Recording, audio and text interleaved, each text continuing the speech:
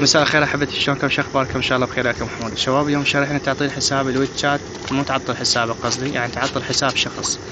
اول شي شباب تروحون على الويتشات، طبعا هاي ناحية جروب بدون ما اطيق الضيق.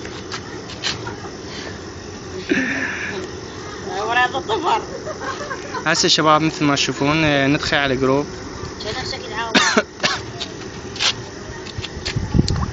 على سبيل المثال اول شي يحتاج تضيفون على اقل شي تضيفون 30 عضو او 40 اكثر شي. من راح تضيفونه؟ اهم شي تخلونه يحكي، اوكي؟ اذا ما حكى ما راح تفيد المشكلة. على سبيل المثال اسمح لنا حاكي، المهم خلينا نطلع منه علامة.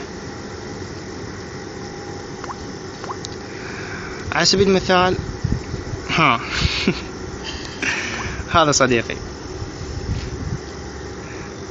شو تسوون؟ تروحون على اخر شي بلاغنا هذه المجموعة، وطبعا لازم يكون عندكم اصدار 6.1. اوكي، تعطون اباحية، العفو، تروحون على اسمه على اخر شي بلاغنا هذه المجموعة، تروحون على تحديد دردشة التحميلية، ورا شباب تضغطون على علامة صح، وراها تنطونها موافق.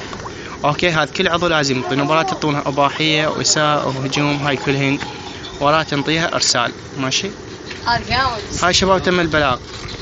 بهالحالة شباب مو بس انت، لازم الباقي الاعضاء نفس هاي الطريقة يسوونها، فطبعا راح يتعطل حساب الويتشات وينحظر بشكل دائم.